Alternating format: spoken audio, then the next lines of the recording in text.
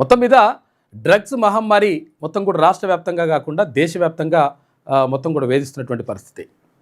అంటే ఈ డ్రగ్స్ కానీ లేకపోతే మాదక ద్రవ్యాలు కానీ ఇక్కడ గంజాయి ఊర్ల వరకు వెళ్ళిపోయింది. కాబట్టి తల్లిదండ్రులారా జాగ్రత్తగా ఉండండి. ఎందుకంటే మొన్న ఇక్కడ ఈ నాచారం దగ్గర ఒక డ్రగ్స్ గంజాయి బ్యాచ్ వచ్చి, అంటే వాళ్ళు ఇంకా అసలు కనీసం మైనర్లు వాళ్ళు ఇంకా వచ్చి 46 సంవత్సరాల మనిషిని కొట్టి చంపేసిండ్రు. అయితే ఇటువంటి ఘటనలు ఎందుకు జరుగుతున్నాయి అంటే వాడు అసలు యాక్చువల్గా మన లోకంలో ఉండడు, మన సోయిలో ఉండడు వాడు. కాబట్టి ఇటువంటి ఘటనలు జరుగుతూ ఉంటాయి. అంటే చాలామంది ఏమనుకుంటారంటే మనకేం కాదులే, ఎందుకంటే మనకు ఒకవేళ మన పిల్లగాడు గంజాయి తీసుకున్నా కానీ మనకేం కాదులే అని చెప్పేసి కొంతమంది అనుకుంటారు. కాకపోతే ఏంటంటే వాళ్ళ కుటుంబాలకు కూడా ప్రమాదం, ఇది సమాజానికి ఇంకెక్కువ ప్రమాదం. ఎందుకంటే వాడు ఏం చేస్తుండో సోయిలో వాడు ఉండడు, ఈ డ్రగ్స్ కానీ తర్వాత ఈ గంజాయి కానీ మాదక ద్రవ్యాలు ఏవి తీసుకున్నా కానీ. కాబట్టి పిల్లల పట్ల అసలు యాక్చువల్గా వాళ్ళు ఏం చేస్తున్నారు, ఏం కథ, మందు తాగుతుండా వాడు, లేకపోతే డ్రగ్స్ తీసుకుంటుండా, గంజాయి తాగుతుండా, ఎందుకంటే ఊర్ల వరకు మొత్తం పాకిపోయింది. స్కూళ్ళల్లో కూడా ఇటువంటి నిజంగా ఆ దుర్మార్గులు వేస్ట్ ఫెలోస్ అసలు యాక్చువల్గా చాక్లెట్లల్లో గంజాయి చాక్లెట్లు కూడా అమ్ముతున్నటువంటి పరిస్థితి కనిపిస్తూ ఉంది. దీంతో పిల్లలకు కూడా అడిక్ట్ అయిపోతున్నారు, అది లేకుండా ఉండలేనటువంటి పరిస్థితి కూడా తలెత్తుతుంది. కాబట్టి దీనిపైన అప్రమత్తంగా ఉండండి, ఇది చాలా ఇంపార్టెంట్. అంటే ఎందుకు దీనిపైన అప్రమత్తంగా ఉండాలి అంటే అది మొత్తం కూడా సొసైటీని అంతా కూడా మొత్తం నాశనం చేస్తుంది. తర్వాత వాడు ఏం చేస్తుండో అర్థం కాని పరిస్థితుల్లో చాలామంది హత్యలు, అత్యాచారాలు రకరకాలుగా ఇవన్నీ కూడా జరిగిపోతూ ఉన్నాయి. కాబట్టి దీనిపైన మొదటగా తల్లిదండ్రులు తమ పిల్లలు ఏం చేస్తుండో చూడండి. ఆ తర్వాత పోలీసు వాళ్ళు కూడా ఈ మధ్యలో మొత్తం కూడా ఈ డ్రగ్స్ కానీ తర్వాత ఇక్కడ గంజాయి కానీ ఇవన్నీ కూడా దొరకబడతా ఉన్నారు, అది మంచి పరిణామం. కాబట్టి ఇంకా పూర్తి స్థాయిలో కట్టడి చేయాల్సిన అవసరం ఉన్నది. ఎందుకంటే దీంతో చాలా జీవితాలు మొత్తం ఆగమైపోతున్నాయి. అటు ప్రభుత్వం కూడా ప్రత్యేకంగా దీనికి సంబంధించి ఫండ్ కేటాయించడమా లేకపోతే కఠినమైనటువంటి శిక్షలు వేయడమా, రకరకాలుగా ఏం చేస్తారో ఏం కథనో మొత్తం కూడా ఒక రకమైనటువంటి దానిపైన నిపుణులతో కూర్చొని చర్చించి అసలు ఏం చేద్దామనేటువంటి ఒక ప్రణాళికను రూపొందిస్తే మంచిగా ఉంటుంది. ఎందుకంటే వాడు ఒకవేళ బైక్ ఇట్లా నడుపుతుండో లేకపోతే కారు నడుపుతుంటే వాడు సోయిలు ఉండడు, ఇక వాడు ఈ లోకల్ ఉండడు. తర్వాత ఆ డ్రగ్స్కి అలవాటు అయినాడు, ఆ డ్రగ్స్ లేకుంటే ఉండలేకపోతాడు. కాబట్టి ఇది చాలా ప్రమాదకరం. ఎందుకంటే ఇది మనకు చూస్తుంటే అరే మన వరకు వస్తుందని చెప్పేసి అనుకుంటున్నాం, కానీ మొత్తం కూడా ఊర్లలకు పాకిపోయింది. మొత్తం కూడా గల్లీలలో కూడా హైదరాబాద్లో ఉన్నటువంటి గల్లీలలో ఇక్కడ సీతాఫల్ మండి కానీ తర్వాత నాచారం కానీ ఎక్కడెక్కడ చాలా చోట్ల కూడా ఈ గంజాయి బ్యాచ్ అనేటువంటిది మోపైంది. దీనివల్ల వాడు ఏం చేస్తున్నాడో అర్థం కాని పరిస్థితి కూడా చూసుకుంటే నిన్న విజువల్ చూడండి, అది జస్ట్ ఇట్లా బస్సు ఇట్లా వెళ్ళిపోయిందని చెప్పేసి ఆ బస్సు మీదకి ఎక్కేసి ఆ బస్సును మొత్తం అద్దాలని వాళ్ళు కొట్టేసారు. వాడు అసలు యాక్చువల్గా సోయిలు లేరు. దాంతో చాలా ప్రమాదాలు జరుగుతున్నాయి. ఇగో గంజాయి బ్యాచ్ ఎట్లున్నదంటే ఇట్లున్నది పరిస్థితి. హైదరాబాద్ చెన్నై చైతన్యపురి దగ్గర అగో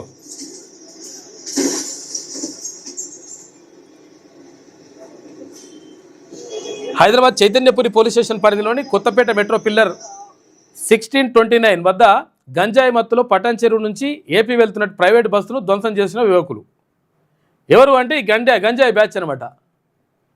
వాడికి అసలు ఈ సోయిలు ఉండడు, జస్ట్ ఇట్లా సైడ్ కొట్టిండని చెప్పేసి మొత్తం బస్సునే ఇట్లా దగ్ధం చేసేసిండ్రు. ఇగో ఇటువంటి పరిస్థితులు ఉన్నాయి. తర్వాత ఇప్పుడు 46 సంవత్సరాల ఒక మనిషి, పెద్ద మనిషిని ఒక ఆయనని చంపేసిండ్రు. అంటే వాడు ఏం చేస్తుండో వానికి అర్థం కాని పరిస్థితుల్లోకి వెళ్ళిపోతారు. దీనివల్ల ఏమైనా లాభం ఉంటుందా అంటే ఎక్కడ కూడా కాదు, మొత్తం కూడా నష్టమే. అక్కడ వాడి జీవితం ఆగమైపోతుంది. తర్వాత వాడు సోయిలో ఉండడు, వాడు చదువు కానీ లేకపోతే ఇంకా కానీ జీవితం మీద కానీ ఇటువంటి ఏమి ఉండయి, మొత్తం కూడా దీనివల్ల నష్టం జరుగుతుంది. కాబట్టి తల్లిదండ్రులు ప్రత్యేకంగా తమ పిల్లలపైన దృష్టి పెట్టండి. తర్వాత పోలీసు విభాగం కూడా, పోలీస్ శాఖ కూడా దీనిపైన ప్రత్యేకమైనటువంటి ఆదేశాలు ఇవ్వండి. డీజీపీ గారు కానీ తర్వాత వీళ్ళు అందరూ కూర్చొని ఒకసారి మాట్లాడి నిజంగా ఎట్లా కట్టడి చేయాలని చెప్పేసి సిపిలు అందరూ కూడా కూర్చొని మాట్లాడి ఇదంతా కూడా దీనిపైన కట్టడి చేయాల్సిన అవసరం ఉన్నది. ఇప్పటికే కొంతవరకు చేస్తున్నారు, కాకపోతే ఏంటంటే పూర్తి స్థాయిలో కట్టడి చేయాలి దాన్ని. లేకపోతే చాలా ప్రమాదకరంగా మారుతుంది. కాబట్టి దీనిపైన ప్రభుత్వము, తర్వాత ఇక్కడ పోలీసు విభాగము, ఇటు తల్లిదండ్రులు, తర్వాత ఇక్కడ ఉపాధ్యాయులు, ఏది పాఠశాలలు కానీ తర్వాత కళాశాలలో ఉన్నటువంటి ఉపాధ్యాయులు కానీ వీళ్ళందరూ మొత్తం కూడా ఎవరికి వాళ్ళు 100% దీని కట్టడికి మనము కొంతవరకు సహకరిస్తేనే ఇదేమన్నా అదుపులోకి వస్తుంది తప్ప లేకపోతే చాలా దారుణమైనటువంటి పరిస్థితులు ఎదుర్కొంటారు. కాబట్టి దీనిపైన ప్రత్యేక దృష్టి పెట్టాల్సిన అవసరం ఉన్నది. ఎందుకు చెప్తున్నారు ఇట్లా విషయాలంటే ఇది సమాజానికి చాలా చేటు చేసేది, సమాజాన్ని తీవ్రంగా సంక్షోభంలోకి నెట్టేది. తర్వాత మనుషుల జీవితాలకు కనీసం భద్రత లేనటువంటి పరిస్థితి ఉంటుంది. ఏ క్షణంలో ఏమవుతుందో తెలియదు. రాత్రిపూట ఒకవేళ వెళ్తుంటే ప్రయాణం చేస్తుంటే ఎవడొచ్చి ఏం చేస్తుందో తెలియదు. అటువంటి పరిస్థితుల్లోకి తర్వాత ఇంకా ముఖ్యంగా ఆడవాళ్ళకి ఇంకా భద్రత లేకుండా పోతుంది. కాబట్టి దీనిపైన ప్రత్యేకంగా దృష్టి పెట్టాల్సిన అవసరం 100% ఉన్నది. ఇంకా చాలా విషయాలు ఉన్నాయి. మనం ఇక జూబ్లీహిల్స్ ఉప ఎన్నికపైనే ప్రధానంగా అన్ని పార్టీలు కూడా దృష్టి పెట్టినాయి. అన్ని పార్టీలే కాదు, తెలంగాణ రాష్ట్ర వ్యాప్తంగా ఉన్నటువంటి జనం మొత్తం కూడా అందరి చూపు జూబ్లీహిల్స్ వైపే, ఉప ఎన్నిక వైపే కనిపిస్తూ ఉంది. అయితే నిజంగా ఏం జరుగుతుంది అని చెప్పేసి ఉత్కంఠ భరితంగా ఎదురు చూస్తూ ఉన్నారు. అక్కడ 7 డివిజన్లలో ఒక్కొక్క డివిజన్కి ఒక్కొక్క పార్టీకి ఇట్లా మొత్తం మద్దతు లభిస్తూ ఉంటే, అయితే మొత్తం ఓవరాల్గా మనం చూసుకున్నప్పుడు అక్కడ బీసీల జనాభా ఎక్కువ ఉండడం, ఏది 2,20,000 పైచిలకు జనాభా బీసీల జనాభా ఉండడం, ఆ తర్వాత ఒక 96,000 వరకు ఓట్లు ముస్లింల ఓట్లు ఉండడం, ఆ తర్వాత కాంగ్రెస్ పార్టీ టికెట్ అక్కడ నవీన్ యాదవ్కి ఇవ్వడం, అంటే బీసీ సామాజిక వర్గానికి చెందినటువంటి ఒకే వ్యక్తి పార్టీల్లో, ప్రధాన పార్టీల్లో. ఇక్కడ భారతీయ జనతా పార్టీ ఒక రెడ్డి సామాజిక వర్గానికి, తర్వాత ఇక్కడ బీఆర్ఎస్ అక్కడ చౌదరి అంటే కమ్మ సామాజిక వర్గానికి ఇచ్చేసింది ఓసీలకి. కాబట్టి కాంగ్రెస్ పార్టీ ఒక్కటే ఇక్కడ బీసీ సామాజిక వర్గానికి చెందినటువంటి అభ్యర్థిని నవీన్ యాదవ్ నిలబెట్టింది. కాబట్టి మొత్తం మీద అక్కడ ఉన్నటువంటి ప్రజలు బీసీ చైతన్యం అక్కడ కనిపిస్తూ ఉంది, బీసీల చైతన్యం కనిపిస్తూ ఉంది. తర్వాత ఇక్కడ ముస్లిం ఓట్లు కూడా ఇక్కడ కాంగ్రెస్ పార్టీకి అంటే అభ్యర్థి అయినటువంటి నవీన్ యాదవ్కు పోలయ్యేటువంటి అవకాశం ఉంది అని చెప్పేసి అక్కడ ఉన్నటువంటి వాళ్ళు చెప్తా ఉన్నారు. కాబట్టి మొత్తం మీద ఉత్కంఠభరితంగా సాగుతూ ఉంది. అయితే ప్రధానంగా అంటే పోటీ మాత్రం అంటే భారతీయ జనతా పార్టీ, తర్వాత ఇక్కడ బీఆర్ఎస్ కాంగ్రెస్ ఉన్నప్పటికీ ప్రధానంగా పోటీ మాత్రం అంటే ఇక్కడ కాంగ్రెస్ పార్టీ తర్వాత బీఆర్ఎస్ మధ్యనే ఉన్నట్టుగా అర్థమవుతా ఉంది. ఇంకా చాలా విషయాలు మనం మాట్లాడుకుందాం. ముందుగా ఈనాడు దినపత్రికను చూద్దాం.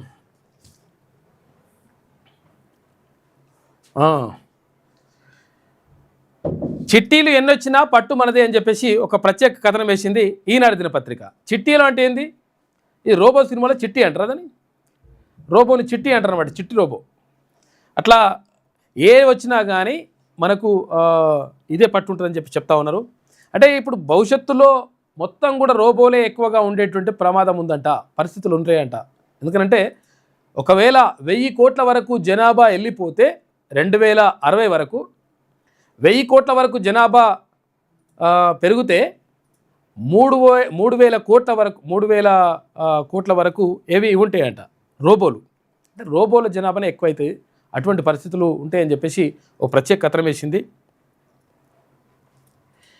ఇల్లు శుభ్రం చేయడానికి మీనాక్షి, పెరడు చూసుకోవడానికి నర్సింగ్, కిచెన్లో పనులకు రామ్, మేకప్ చేయడానికి మృదుల. ఇంతకు వీళ్ళెవరు? మనుషులు కాదు, హ్యూమనాయిడ్ రోబోలు. వీళ్ళకి పేర్లు పెట్టిండ్రు అనమాట. ఏది మీనాక్షి, నర్సింగ్, తర్వాత రామ్, మృదుల అని చెప్పేసి మనుషులకు పెట్టినట్టే పేర్లు పెట్టిండ్రు. వీళ్ళందరూ కూడా ఇవి మనుషులు కాదు రోబోలు అని చెప్పేసి. మనిషిలా కనిపించే చేదోడు వాదోడుగా ఉండే హ్యూమనాయిడ్ రోబోల విప్లవం రాబోతుందా అంటే భవిష్యత్తులో తప్పనిసరిగా వస్తుందంటున్నారు నిపుణులు. అయితే సృజనాత్మకత, సహానుభూతుల కోసం తోటి మనిషిపై పడాల్సిందేనంటున్నారు. అయితే హ్యూమనాయిడ్ రోబోల రంగంపై పరిశోధనలు సాగిస్తున్న హైదరాబాద్ సంస్థ పెరసెప్టైన్ టెక్నాలజీస్ సహా వ్యవస్థాపకుడు నడిమింటి మృత్యుంజయ శాస్త్రి ఈ మనుషులకు సంబంధించినటువంటి తీరుతెన్నుల్లో వస్తున్న మార్పులపై ఈనాడుతో ముచ్చటించిండట. ఆ వివరాలు ఇవ్వని చెప్పేసి చెప్తా ఉన్నారు. మొత్తం మీద రోబోల కాలం వచ్చేసింది, రోబోలే అన్ని పనులు చేస్తుంటాయి. అసలు యాక్చువల్గా విషయం ఏంటంటే రోబోలు ఎందుకు అవసరమైనవి, మన దేశంలో రోబోలు ఎందుకు అవసరమైనవి? నిజంగా చెప్పాలంటే అసలు యాక్చువల్గా అమెరికా లాంటి దేశాల్లో మానవ వనరులు సరిగా ఉండవు కాబట్టి, అంటే మనుషులు తక్కువగా ఉంటారు కాబట్టి వాళ్లకు ఒకరు పనిచేసేటువంటి అవకాశం అట్లా అంటే తక్కువగా ఉంటుంది కాబట్టి దాంతో వాళ్ళు ఏది యంత్రాలని రోబోలను తయారు చేసుకొని వాటిని పనికి ఉపయోగించుకుంటారు. మన దగ్గర కావాల్సినంత మానవ వనరులు ఉన్నాయి, అయినా కానీ వీటిపైన ఆధారపడతా ఉన్నారంట. ఇప్పుడు చాలా హోటళ్ళలో చూసుకుంటే హోటళ్ళలో అవే వచ్చి ఇచ్చేస్తుంటాయి.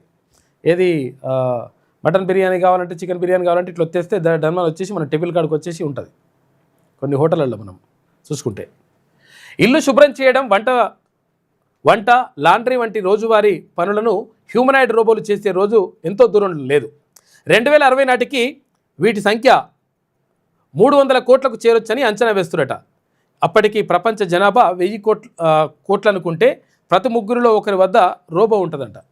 300 కోట్లకు చేరిపోతుందట వీటి సంఖ్య. హ్యూమనాయిడ్ రోబో టెక్నాలజీ రంగం ప్రస్తుత పరిస్థితి ఏంటి, భవిష్యత్తు ఎలా ఉండబోతుందని చెప్పేసి ప్రశ్న అడిగితే ఆయన చెప్తా ఉన్నాడు, మనుషుల తరహాలోనే పరిస్థితులను ఆకలింపు చేసుకొని మనుషులు ఎట్లయితే ఆలోచిస్తే అవి కూడా ఆలోచించే పరిస్థితి వస్తుందంట. పనులు చేయగల బహుళ ప్రయోజనకర యంత్రమే హ్యూమనాయిడ్ రోబో. అది పూర్తి స్థాయి మానవ రూపంలో ఉండొచ్చు. చక్రాలతో కూడిన కదిలే యంత్రమైన అప్ డౌన్ గ్యాండ్రీ అయినా కావచ్చు. ఏదో రకం ఏఐ ఈ రోబోల భౌతిక ప్రపంచాన్ని వీక్షించగలవు. ఇవి బయట ఉన్నటువంటి ప్రపంచాన్ని కూడా చూడగలుగుతాయంట, అర్థం చేసుకొని పనిచేయగలవు. ఆ సాంకేతికత పూర్తి స్థాయిలో అందుబాటులోకి వస్తే రోబో అరటిపండు తొక్కలు తీస్తుంది, దుస్తులను మడత పెడుతుంది, మొబైల్ ఫోన్ను అసెంబుల్ చేస్తుంది, పిజ్జాను తయారు చేస్తుంది, కొరియర్ బాక్స్ను ప్యాక్ చేస్తుంది. వీటి తయారీ కోసం పలు కంపెనీలు, విశ్వవిద్యాలయాలు కొన్ని దశాబ్దాలుగా కృషి చేస్తున్నాయి. అయితే గ్రాఫిక్ ప్రాసెసింగ్ యూనిట్లు, కృత్రిమ మేధ అంటే ఏఐ వంటి రంగాల్లో పురోగతి కారణంగా ఈ తరహా రోబోలు రంగంలో అసలైనటువంటి జోరు ఇప్పుడిప్పుడే సాధ్యమవుతుంది. ఈ విషయంలో ప్రస్తుతం సాగుతున్న పరిశోధనలు, పెట్టుబడుల తీరుతెన్నులు ఎట్లా ఉన్నాయని చెప్పేసి అడిగితే, హ్యూమనాయిడ్లు భౌతిక మేధస్సు రంగాలపై ప్రపంచవ్యాప్తంగా $100 కోట్ల వెచ్చిస్తున్నాయి. అమెరికా, చైనాల్లో పెద్ద ఎత్తున కృషి జరుగుతుంది. టెస్లా, ఆప్టిమస్, తర్వాత figure AI, physical intelligence company, తర్వాత స్కిల్డ్ ఏఐ, అగిబాటు వంటి సంస్థలు ఈ పనిలో ఉన్నాయి. భారత్లో సెప్టైన్ సహా కొన్ని కంపెనీలు ఈ తరహా పరిజ్ఞానాలను అభివృద్ధి చేస్తున్నాయని చెప్పి చెప్తా ఉన్నారు. భవిష్యత్తులో మొత్తం కూడా రోబోలు వస్తాయంట. ముగ్గురు మనుషులకు ఒక రోబో వచ్చే పరిస్థితులు ఉన్నాయంట. ప్రతి ముగ్గురులో ఒకరు రోబోని ఉపయోగించుకునేటువంటి పరిస్థితులు వస్తున్నాయంట.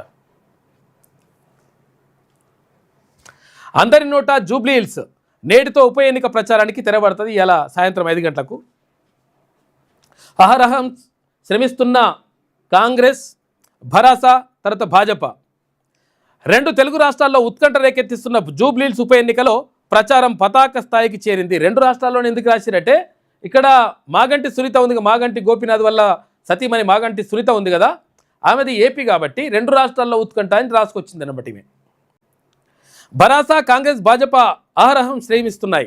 ఆదివారం సాయంత్రంతో ప్రచారానికి తెరపడనుంది. ఈ నెల 11న పోలింగ్ జరగనుండగా 14న ఫలితం తేలనుంది. మొత్తం 52 మంది 11 తారీఖు నాడు, అంటే ఎంత 9 కాబట్టి 11 ఎల్లుండేమో ఎలక్షన్స్ ఉంటాయి, పోలింగ్ ఉంటుంది. 14 తారీఖు నాడు రిజల్ట్స్ ఉంటాయి. ఇక మొత్తం 58 మంది అభ్యర్థులు రంగంలో ఉండగా ప్రధానంగా భరాసా, కాంగ్రెస్, భాజపా మధ్య పోటీ నెలకొంది. ఇక భరాసా ఎమ్మెల్యే మాగంటి గోపీనాథ్ మృతితో ఈ ఉప ఎన్నిక అనివార్యమైంది. ఆయన భార్య మాగంటి సునీత పోటీ చేస్తుండగా అధికార కాంగ్రెస్ నుంచి నవీన్ యాదవ్, భాజపా నుంచి లంకల దీపక్ రెడ్డి బరిలో ఉన్నారు. 3 పార్టీలు ఈ ఎన్నికను ప్రతిష్టాత్మకంగా తీసుకున్నాయి. అభివృద్ధి, సంక్షేమ నినాదంతో అధికార కాంగ్రెస్ తరపున సీఎం రేవంత్ రెడ్డి స్వయంగా ఎన్నికల ప్రచార బాధ్యతలు చేపట్టారు. జూబ్లీహిల్స్లో గెలిచి కాంగ్రెస్ పాలనపై ప్రజల్లో విశ్వాసం పెరుగుతోందని రుజువు చేయాలనేది లక్ష్యం. అభివృద్ధి, సంక్షేమ నినాదం చేస్తున్నారు. అయితే 4 రోజులు రోడ్ షో నిర్వహించారు. మొత్తం కూడా ఇక్కడ ముఖ్యమంత్రితో పాటు మంత్రులు అందరూ కూడా అక్కడనే ఉన్నారు. కాంగ్రెస్ పార్టీ ముఖ్య నేతలు కానీ, ఇక్కడ బీఆర్ఎస్ పార్టీ కానీ, అటు భారతీయ జనతా పార్టీ కానీ, అన్ని పార్టీల నేతలు కూడా మొత్తం కూడా ఇక్కడనే ఉన్నారు. ఇది జూబ్లీహిల్స్లోనే ఉండేసి మకాం వేసేసి అక్కడ ప్రచార పర్వాన్ని కొనసాగిస్తూ ఉన్నారు. తర్వాత ఇప్పుడు ఇంకేమైనా బిందేది ఉంటే కూడా ఇవాళ రేపు ఇవంతా కూడా నడుస్తుంది. ఆ బస్తీలే బలగం. బోరబండ, రహమత్ నగర్, బంజారాహిల్స్ ఉప ఎన్నిక ప్రచారం చివరి దశలో ప్రధాన పార్టీలు కీలక వ్యూహాలను అమలు చేస్తున్నాయి. బస్తీలోని ఓటర్లను నేరుగా కలిసే ప్రయత్నాలు ప్రారంభించాయి. పోలింగ్ ఎక్కువగా ఉండే బస్తీలను ఎంచుకుంటుండడం, ఎందుకంటే బస్తీలలోనే పోలింగ్ ఎక్కువ ఉంటుంది. బాగా పెద్ద పెద్ద బిల్డింగ్లు, అద్దాల మేడలు ఉన్నోళ్ళు వచ్చి ఓట్లు వేయరు. ఓట్లు వేయరు కాబట్టి ఓట్లు వేసేది ఎవరు అంటే ఇక్కడ బస్తీల్లో ఉన్నటువంటి జనమే. ఎవరైతే అక్కడ ఉన్నటువంటి లోతట్టు ప్రాంతాల్లో ఉన్నటువంటి బస్తీ వాసులు ఉంటారో ఆ బస్తీ వాసులే ఓటరింగ్లో పాల్గొంటారు. కాబట్టి వాళ్ళే ఓట్లే కీలకమవుతాయి. ఇప్పుడు పోలింగ్ ఎక్కువగా ఉండే బస్తీలను ఎంచుకుంటుండడం పార్టీల వ్యూహాన్ని చాటుతోంది. నేతలు గతంలో ఆ ప్రాంతాలు ఎటువైపు మొగ్గు చూపాయనే లెక్కలు తీస్తున్నారు. ఆయా వర్గాల పెద్దలే లక్ష్యంగా మంతనాలు సాగిస్తున్నారు. బోరబండ, రహమత్ నగర్ డివిజన్ల సరిహద్దుల్లో ఉండే దిగువ మధ్యతరగతి ఓటర్ల మద్దతు ఇప్పుడు కీలకంగా మారింది. ఈ ఓటర్లను కూడగట్టేందుకు కొన్ని రోజులుగా రెండు ప్రధాన పార్టీలు నిశితంగా దృష్టి సారించాయి. ఈ రెండు డివిజన్ల పరిధిలో 1.10 లక్షల ఓట్లు ఉన్నట్లు అంచనా వేస్తున్నారట. వాటిలో ఎన్ఆర్ఆర్ పురం, తర్వాత సైట్ 1, 2, 3, ఇందిరానగర్, సాయిబాబా నగర్, రాజు నగర్, వినాయక్ నగర్, ఇటు ఎస్పీఆర్ హిల్స్తో పాటు 50 బస్తీలు ఉన్నాయట. మరోవైపు ప్రతిభానగర్, రాజీవ్ గాంధీ నగర్, ఇందిరానగర్ తదితర బస్తీలు ఉన్నాయి. ఒక్కో వీధిలో 1000 నుంచి 2000 ఓటర్లు నివసిస్తున్నారంట. కొన్ని చోట్ల మురికివాడల్లో ఇంతకన్నా ఎక్కువ మందే ఉన్నారంట. కాబట్టి దీనిపైనే ప్రధానంగా దృష్టి పెట్టిన అన్ని పార్టీలు కూడా అసలు ఎట్లా ఏం కథ అనేది మొత్తం కూడా దీనిపైనే చర్చ జరుగుతూ ఉంది. భాజపాను గెలిపిస్తే సీతారాం నగర్గా జూబ్లీహిల్స్ అని చెప్పేసి కేంద్ర మంత్రి బండి సంజయ్ చెప్తున్నాడు. డిసెంబర్ 1 నుంచి పార్లమెంటు శీతాకాల సమావేశాలు కూడా ఉంటాయంట.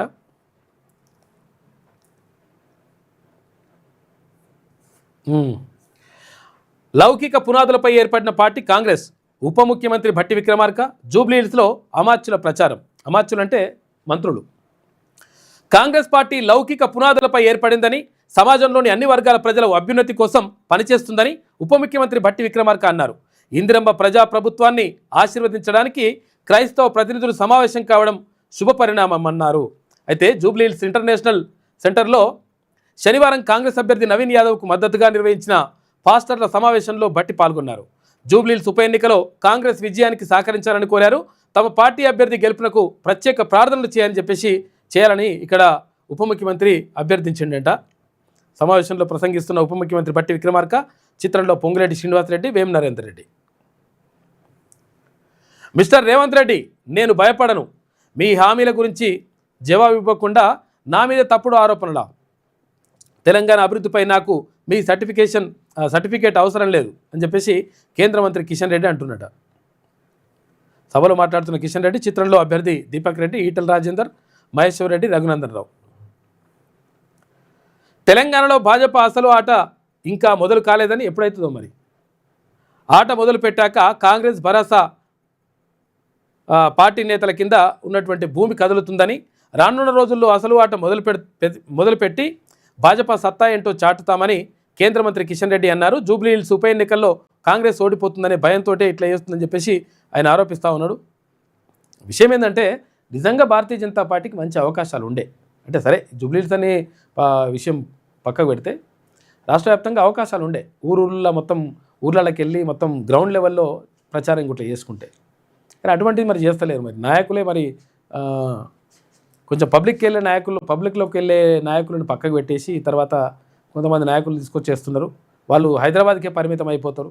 దాంతో వాళ్ళే మరి దాన్ని పార్టీని ఖతం చేసుకుంటున్నారు. మరి ఏందో భరోసా కాంగ్రెస్ మధ్య పోటీ. 6 గ్యారెంటీలు అమలు కావాలంటే కాంగ్రెస్ను ఓడించండి అని చెప్పేసి కేటీఆర్ అంటున్నాడు. ఇక రోడ్ షోలో మాట్లాడుతున్న కేటీఆర్ చిత్రంలో మాజీ ఎమ్మెల్సీ సలీం, అభ్యర్థి మాగంటి సునీత, ఎమ్మెల్యే పల్లా రాజేశ్వరరెడ్డి వీళ్ళందరూ కూడా దాంట్లో ప్రచారంలో పాల్గొంటారట. జూబ్లీహిల్స్ ఉప ఎన్నిక రెండే పార్టీల మధ్య జరుగుతోందని భరోసా కార్యనిర్వాహక అధ్యక్షుడు కేటీఆర్ అన్నారు. 6 గ్యారెంటీలను ఎగ్గొట్టి, పేదవాడి గూడు కూలగొట్టి, వాళ్ళ నడుం విరగొట్టి ఉపాధి లేకుండా చేస్తున్న కాంగ్రెస్కు పేదవాడి కోసం ప్రభుత్వాన్ని గల్లాపట్టి నిలదీస్తున్న భరోసాకు మధ్య జరుగుతోందని ఆయన పేర్కొన్నారు.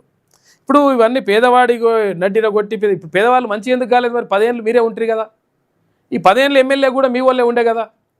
మాగంటి గోపీనాథ్ వీళ్ళే ఉండే కదా కథ. మరి ఎందుకు కాలేదు Ramanna?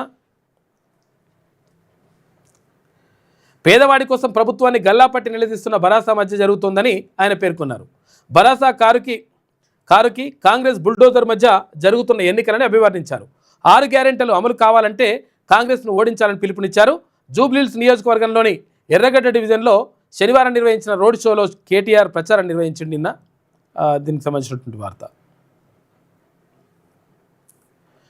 Happy birthday Revanth G అని చెప్పేసి సీఎంకు మోదీ రాహుల్ శుభాకాంక్షలు చెప్పిన నిన్న ఆయన ముఖ్యమంత్రి రేవంత్ రెడ్డి నిన్న జన్మదినం సందర్భంగా అక్కడ ప్రధానమంత్రి తర్వాత కాంగ్రెస్ అగ్రనేత రాహుల్ గాంధీ కూడా శుభాకాంక్షలు చెప్పిండట. సీఎం సోదరుడు కుమార్తె వివాహ వేదిక వద్ద రేవంత్కు పుట్టినరోజు శుభాకాంక్షలు తెలిపిన ఫహీం ఖురేషి, వాకిటి శ్రీహరి, పొన్నం ప్రభాకర్, కోమటిరెడ్డి వెంకటరెడ్డి, ఇటు వివేక్ వెంకటస్వామి, మహేష్ కుమార్ గౌడ్, రామ్మోహన్ రెడ్డి వీళ్ళందరూ కూడా ఉన్నారు. 60,000 కోట్ల రూపాయలతో రహదారుల అభివృద్ధి అని చెప్పేసి మంత్రి కోమటిరెడ్డి అంటున్నాడు. రాష్ట్రంలో 60,799 కోట్ల రూపాయలతో రహదారుల నిర్మాణం చేపడుతున్నట్లు రాష్ట్ర రోడ్డు భవనాల శాఖ మంత్రి కోమటిరెడ్డి వెంకటరెడ్డి పేర్కొన్నారు. మరో 28,000 కోట్ల రూపాయల పనులు ప్రతిపాదనలో ఉన్నట్లు శనివారం ఆయన ఒక ప్రకటనలో వెల్లడించారు.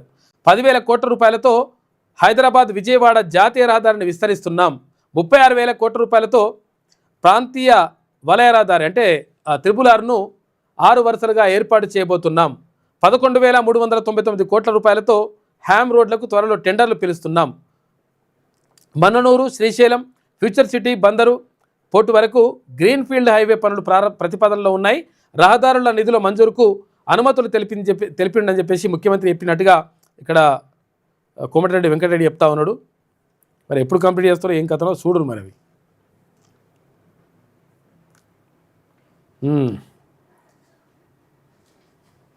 ఇక సాఫ్ట్వేర్ కళ, స్టార్టప్ల వల, ఐటీ కొలువులు ఇస్తామంటూ లక్షల్లో వసూలు చేస్తున్నారట కొంతమంది లంగా కొడుకులు. దీనివల్ల పాపం అంటే ఉద్యోగాలు లేక నిరుద్యోగిగా ఉండి చాలా బాధపడతా ఉంటే ఏదైనా ఉద్యోగం వస్తుంది ఇట్లా స్టార్టప్లు బీటప్లు అని చెప్పేసి ఏదైనా ఉద్యోగం వస్తుందని చెప్పేసి అప్లై చేసుకుంటే ఏది ప్రైవేట్ కంపెనీలలో అప్లై చేసుకుంటే లేదు మేము బ్యాక్ డోర్ నుంచి ఫ్రంట్ డోర్ నుంచి ఇస్తామని చెప్పేసి లక్షలలో వసూలు చేస్తున్నట. 1,00,000, 2 లక్షలు, 3 లక్షలు, 5 లక్షలు ఇట్లా మొన్నోడు అట్లా వసూలు చేస్తారు. వేరే దేశంలో కూడా అది ఇప్పిస్తామని. అయితే ఇట్లా వసూలు చేసి ఏం చేస్తున్నారు, ఫస్ట్ ఇచ్చినట్టుగానే వేసి తర్వాత ఉద్యోగం వస్తున్నట్టుగానే ఇట్లా రకరకాలుగా బిల్డప్లు ఇచ్చేసి లాస్ట్కి వస్తే వీళ్ళ జీవితాలు నాగం చేస్తున్నారంట. అటువంటి వాళ్ళ పట్ల అప్రమత్తంగా ఉండండి అని చెప్పేసి ఒక ప్రత్యేక కథనం వేసింది ఈనాడు దినపత్రిక. ప్రముఖ కంపెనీల్లో బ్యాక్ డోర్ ఎంట్రీ అంటూ ఎరా, నిరుద్యోగులను నమ్మించి మోసగిస్తున్న ముఠాలు, జాగ్రత్తగా ఉండండి. అందుకనే రాష్ట్ర రాజధానిలోని చింతలకు చెందిన భార్గవ్ 34 సంవత్సరాలు మాదాపూర్లో సాఫ్ట్ టెక్ సొల్యూషన్స్ పేరిట ఒక కంపెనీని స్థాపించాడు. సాఫ్ట్వేర్ ఉద్యోగాలు ఇప్పిస్తానంటూ కంపెనీ వెబ్సైట్లో పొందుపరిచాడు. తన కంపెనీకి పలు ప్రాజెక్టులు వచ్చాయని, ఉద్యోగులు అవసరమంటూ తనను కలిసిన నిరుద్యోగులను మభ్యపెట్టాడు. ఆఫర్ లెటర్లు, ఐడెంటిటీ కార్డులు ఇచ్చాడు. ఒక్కొక్కరి నుంచి 2 లక్షల నుంచి 2 లక్షల రూపాయలు వసూలు చేశాడు. బీటెక్ పూర్తి చేసిన ఉద్యోగ వేటలో ఉన్నటువంటి పలువురు యువకులు అతడి చేతిలో డబ్బులు పోశారు. తీరా భార్గవ్ చేతులెత్తేయడంతో బాధితుల ఫిర్యాదు మేరకు హైదరాబాద్ టాస్క్ ఫోర్స్ పోలీసులు అతడిని అరెస్ట్ చేశారు. ఇదో ఉదాహరణ మాత్రమే. అయితే రాజధానిలోని పోలీస్ స్టేషన్లో ఇలాంటి ఫిర్యాదులు సాధారణమైపోయినాయి. యువతలోని సాఫ్ట్వేర్ కొలువుల కళను ఆసరాగా చేసుకుంటున్న ముఠాలు రంగంలోకి దిగుతున్నాయి.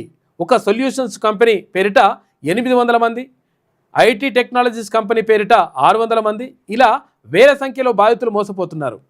ఇలాంటి కంపెనీల నిర్వాహకులు హైదరాబాద్, సైబరాబాద్, రాచకొండ పోలీస్ కమిషనర్లు, చైర్మన్లుగా ఉన్నటువంటి సొసైటీ ఫర్ సెక్యూరిటీ కౌన్సిలర్లో చేరకుండా జాగ్రత్త పడుతుందని చెప్పేసి ఒక వార్త కనిపిస్తూ ఉంది. మొత్తం మీద ఈ ఐటీ కంపెనీల్లో జాబ్లు ఇప్పిస్తాం, సాఫ్ట్వేర్ జాబ్లు ఇప్పిస్తామని చెప్పేసి లక్షలు వసూలు చేస్తున్నట్టు అవతల పడుతున్నారు కొడుకులు. మా దగ్గర కూడా చాలామంది వస్తున్నారు బాధితులు. పాపం అన్నా ఈడు పైసలు తీసుకుంటూ వాడి పైసలు తీసుకొని ఉద్యోగం ఇప్పిస్తాడు. కొంతమంది ఏం చేస్తారంటే ఇక ఉద్యోగం ఇప్పించినట్టే చేస్తారు. ఇప్పించినట్టే చేసి మన దగ్గర 4 లక్షలు 3 లక్షలు వసూలు చేస్తారు. నీకు 50,000 జీతం అంటారు. 2 నెలలు అట్లా ఏదో కంపెనీలో పనిచేసినట్టుగా ఏదో చేస్తారు. చేసిన తర్వాత 2 నెలలు అయిన తర్వాత నీ పర్ఫార్మెన్స్ బాగాలేదు అది అని చెప్పేసి తీసేస్తారు. ఈ 3 లక్షల రూపాయలు అటే వ్యక్తి 50,000 రూపాయలు మన 4 లక్షలకెళ్ళే 1 లక్ష రూపాయలు జీతం వస్తుంది మనకు 2 నెలలు కష్టపడితే. ఇగో ఇటువంటి కథలు కూడా జరుగుతూ ఉన్నాయి. కాబట్టి అప్రమత్తంగా ఉండండి. అయితే సొంత కంపెనీ కాదంటే బ్యాక్డోర్ ఎంట్రీ. ఈ ముఠాలు పక్కా ప్రణాళికతో వ్యూహాలు రచిస్తున్నాయి. తొలుత కోచింగ్ సెంటర్లో ఇలాంటి వారి రెజ్యూమ్లను కొనుగోలు చేస్తున్నాయి. అనంతరం వాట్సాప్లో లేదా SMS రూపంలో వారిని సంప్రదిస్తున్నాయి. తమ కంపెనీలో ప్రాజెక్టును పూర్తి చేసేందుకు ఉద్యోగులు అవసరమంటూ నమ్మబలుకుతున్నాయి. లేదంటే బ్యాక్డోర్ ఎంట్రీ ద్వారా ప్రముఖ సాఫ్ట్వేర్ కంపెనీల్లో కొలువులు ఇప్పిస్తామంటూ నమ్మకంగా చెబుతున్నాయి. ఆయా కంపెనీల మానవ వనరుల విభాగం అంటే హ్యూమన్ రిసోర్స్ ఉంటుంది కదా, హెచ్ఆర్ మేనేజర్ తమకు పరిచయమని, ఇంటర్వ్యూలో మీకు సహకరిస్తారని బుట్టలో వేసుకుంటున్నాయి. అందుకు కొంత ఖర్చు అవుతుందని చెబుతున్నాయి. ఉద్యోగంపై ఆశతో ఉన్న నిరుద్యోగులు ఇదంతా నిజమేననుకొని ముఠాల వరకు చిక్కుతున్నాయి, పైసలు పొడగొట్టుకుంటున్నారు. కాబట్టి జాగ్రత్తగా ఉండండి. ఈ డబ్బులు జాబులు ఇప్పిస్తా అని చెప్పేసి డబ్బులు తీసుకునే వాళ్ళతోటి జాగ్రత్తగా ఉండండి. కొంతమంది దొంగ కొడుకులు ఉన్నారు ఇల్లు, కాబట్టి వాళ్ళతోని అప్రమత్తంగా ఉంటే మంచిగా ఉంటుంది.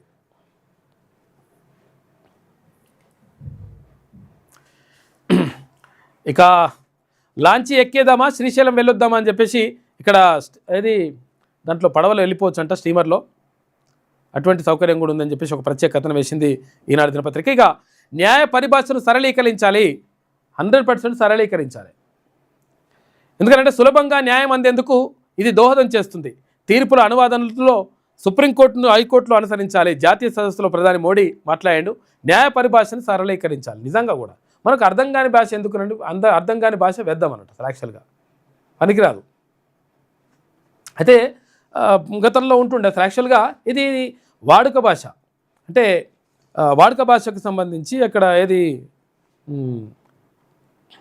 గిడుగు రామ్మూర్తి పంతులు ఇట్లా వాడుక భాష ఉద్యమాన్ని తీసుకొచ్చేసిండు అని చెప్పేసి ఇట్లా అంటారు కదా. ఆ వాడుక భాష ఉద్యమం కూడా పాపం అప్పుడు ఆంధ్ర వాళ్ళకే ఉపయోగపడ్డది అది. ఎందుకంటే అందులో కూడా వాళ్ళ భాషనే ఉంటుండే. ఇట్లా ఇప్పుడు తెలంగాణ భాషని వాడకపోతుండే సరిగా.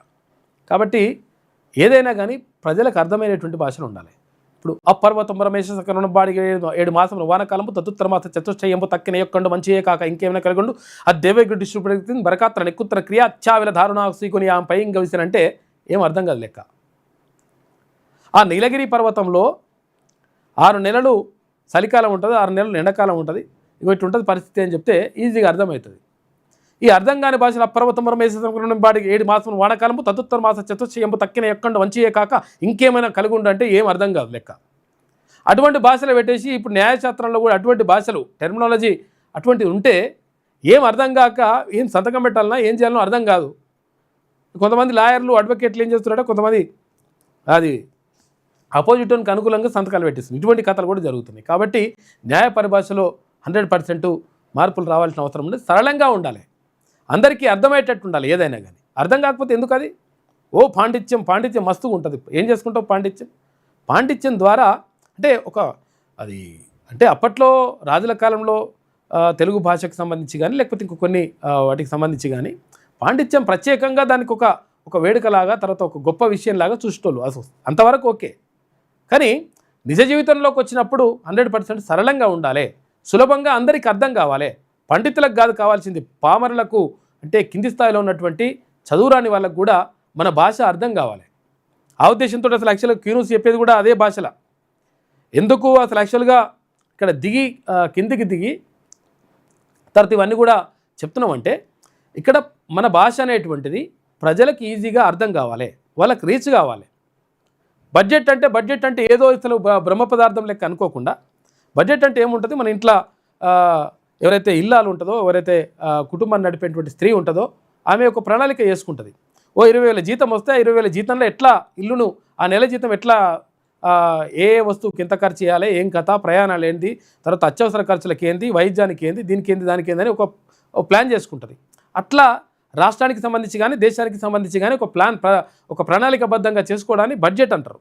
అంటే రాబోయే ఆదాయానికి చేయబోయే ఖర్చుకు సంబంధించినటువంటి లెక్క.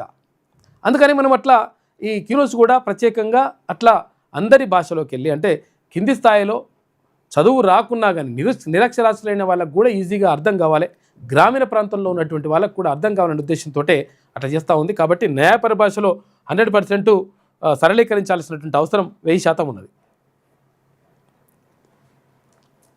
ఇక 6 ఏళ్లుగా నోటీసులతో సరి పెడుతున్నట ఏది మేడిగడ్డ బ్యారేజ్కి సంబంధించి. మేడిగడ్డపై తాజా తాకీదుకైనా నిర్మాణ సంస్థ స్పందించేనా, ఇప్పుడు ఇస్తే తాకీదులు ఏమైనా ఇస్తే ఇప్పుడైనా చూస్తానంటే ఏం మరి సప్లై చేస్తలేదట. ఇన్వెస్టిగేషన్స్ సహా పునరుద్ధరణకు చర్యలు తీసుకోవాలన్న ఎస్సీ.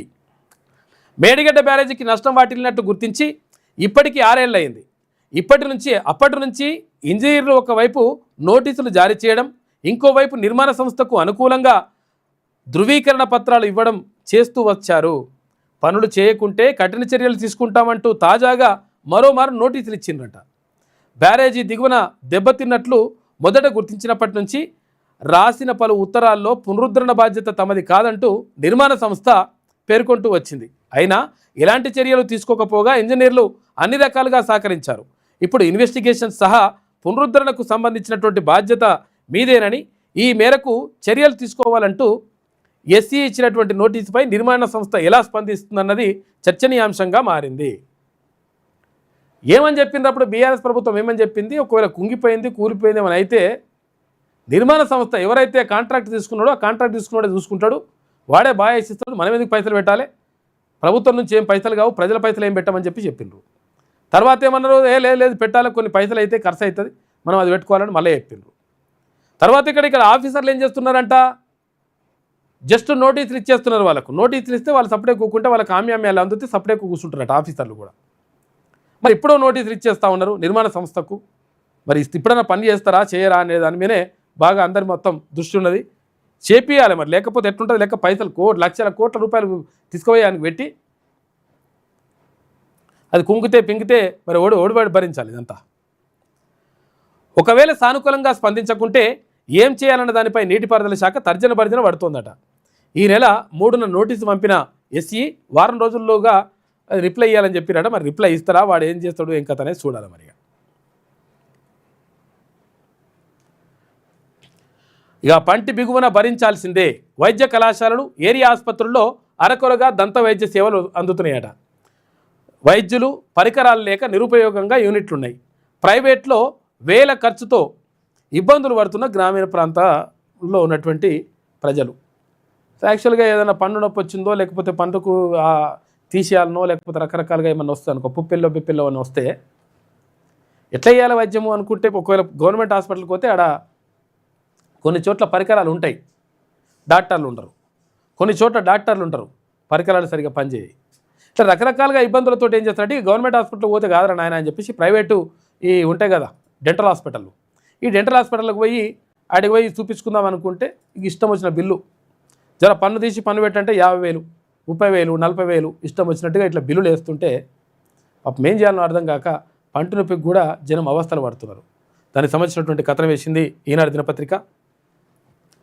సూర్యాపేట జిల్లా తుంగతుర్తిలోని ఏరియా ఆసుపత్రి దంత విభాగంలో ఉన్న డెంటల్ చైర్ గత కొన్నేళ్లుగా నిరుపయోగంగా ఉందట. చైర్ ఉన్నది ఉట్టినే ఉన్నది అది.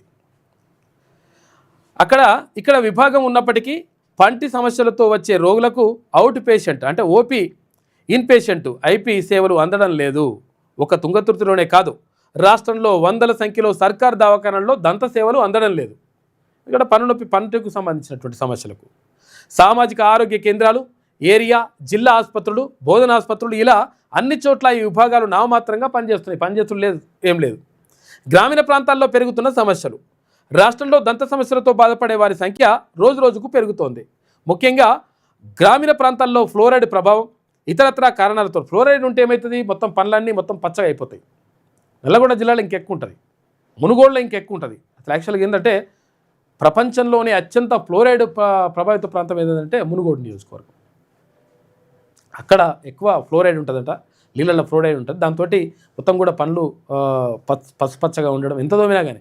చాలామంది ఏమనుకుంటారంటే తోమకు అట్లయినా అనుకుంటారు, కానీ తోమినా కానీ అట్లే ఉంటాయి. తర్వాత మొత్తం కూడా రకరకాలుగా ఇబ్బందులు పడుతూ ఉంటారు ఫ్లోరైడ్ తోటి.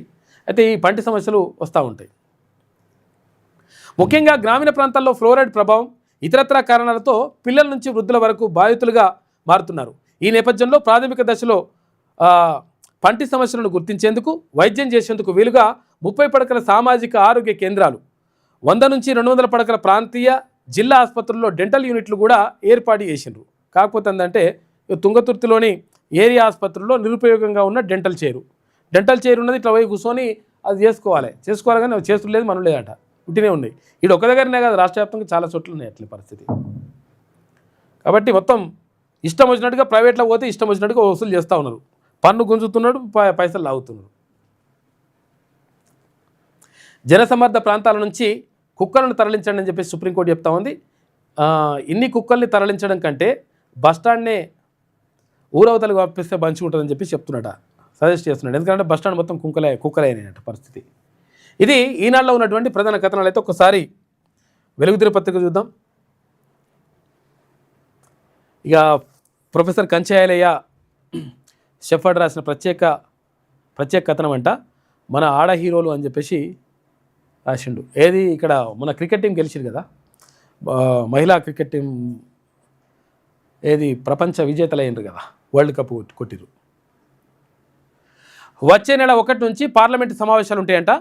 పార్లమెంటు శీతాకాల సమావేశాలను డిసెంబర్ 1 నుంచి 19 వరకు నిర్వహించనున్నాను. ఈ సమావేశాల్లో రాజ్యాంగ సవరణ బిల్లు సహా పలు కీలక బిల్లులను కేంద్రం ప్రవేశపెడుతుంది.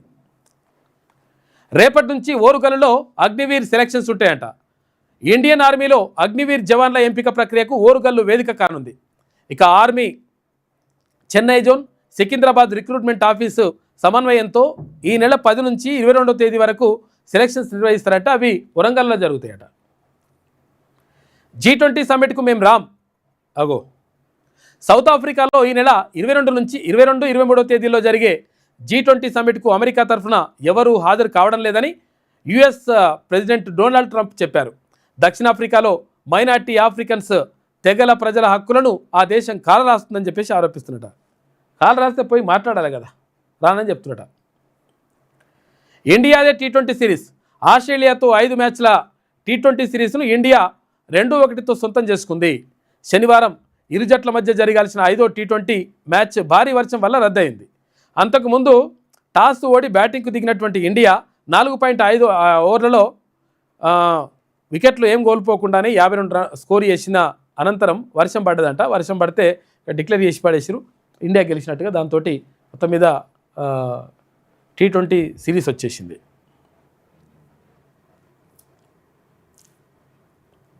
ఇక జూబ్లీహిల్స్ ప్రచారం ఇయాలనే ఆఖరు. ఇవాళ సాయంత్రం 5 గంటలకు అయిపోతుంది. భారీ ర్యాలీలు, రోడ్ షోలకు ప్రధాన పార్టీలు ప్లాన్ చేస్తున్నాయి. 17 రోజులుగా హోరెత్తిన క్యాంపెయిన్. ఇక ఇంటింటికి వెళ్ళిన కాంగ్రెస్ లీడర్లు, క్యాడర్. స్వయంగా ప్రచారంలోకి దిగిన సీఎం రేవంత్ రెడ్డి. ఇక సిట్టింగ్ సీట్ను కాపాడుకునే పనిలో బీఆర్ఎస్ ప్రయత్నాలు చేస్తూ ఉంది. స్టార్ క్యాంపెయినర్ లిస్టులో కేసీఆర్ పేరు ఉన్న ప్రచారానికి వస్తలేడు ఆయన. పాపం కాక అక్కడనే పామదులు ఉన్నాడు. త్రిముఖ పోరులో ఓట్లు చీలి తమకు కలిసి వస్తుందని చెప్పేసి బీజేపీ అంటుంది.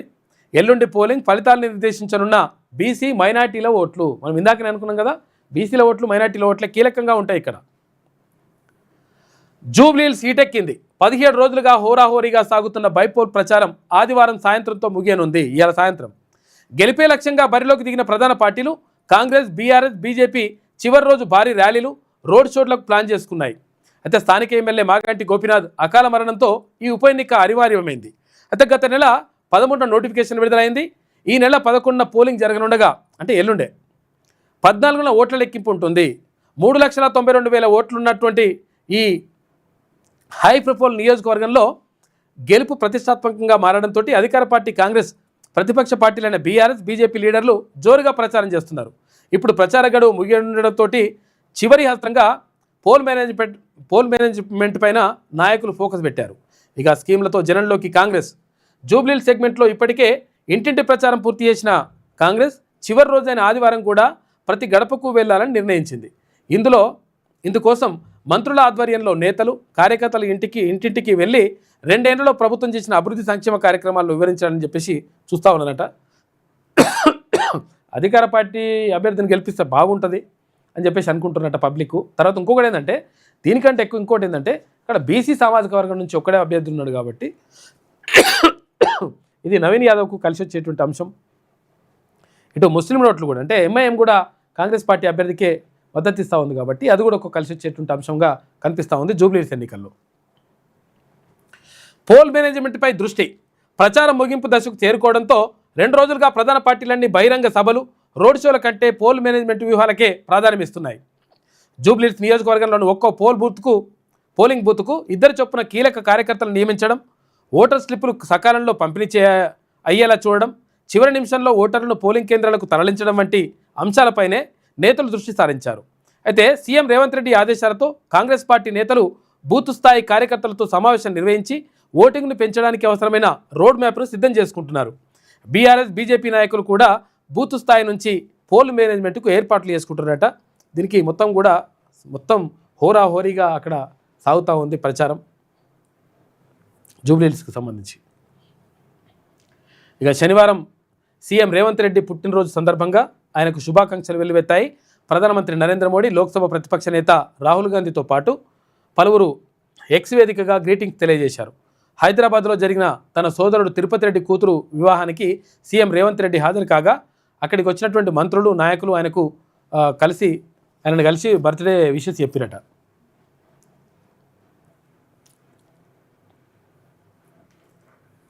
ఇక వణికిస్తున్న చలి, రాష్ట్ర వ్యాప్తంగా ఒక్కసారిగా తగ్గిన టెంపరేచర్లు.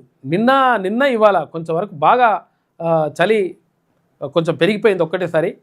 ఎందుకంటే మొన్నటిదాకా వానలు ఉండే కదా.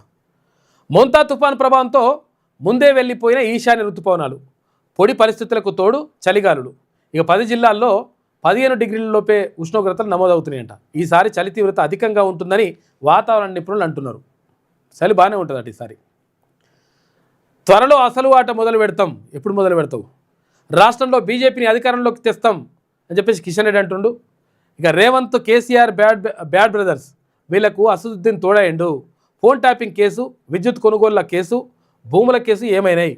నెల రోజులుగా రాష్ట్రంలో పాలన బంద్ అయిందని చెప్పేసి ఇక్కడ కిషన్ రెడ్డి అంటా ఉన్నారు. మంత్రులంతా సెక్రటరియట్కు తాళాలు వేసి జూబ్లీహిల్స్ గల్లీలో తిరుగుతున్నారు.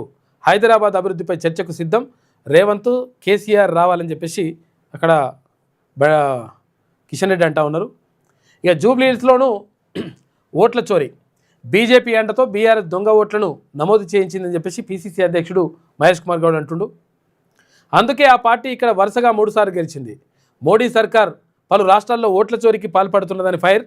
ఓట్ల చోరీపై ఢిల్లీ రామ్లీలా మైదానంలో ఈ నెలాఖరులో సభ అని చెప్పేసి మీనాక్షి నటరాజన్ అంటుంది. ఇక రాష్ట్రపతిని కలిసి సంతకాల సేకరణ కాపీలు అందజేస్తామని చెప్పేసి కూడా చెప్పినట.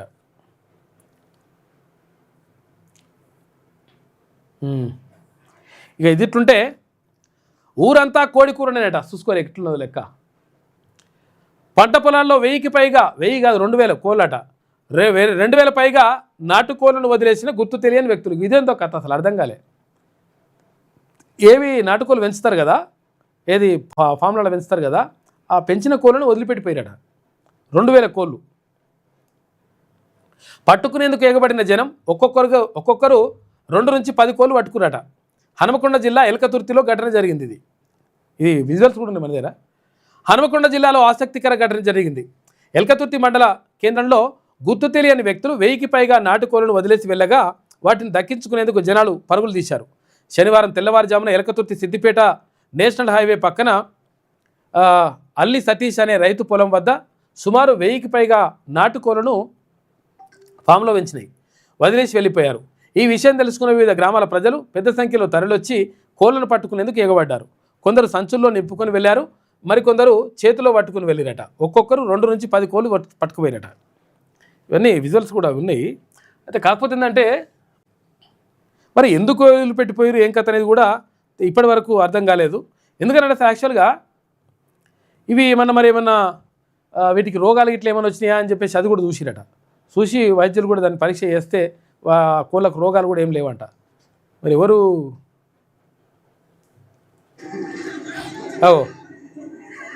కోళ్ళను పట్టుకుని పోతురు.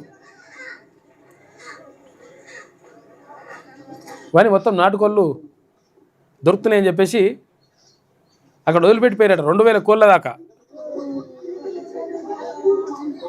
ఏడ దొరికితే ఆడ పట్టుకొని పోతురు. అగో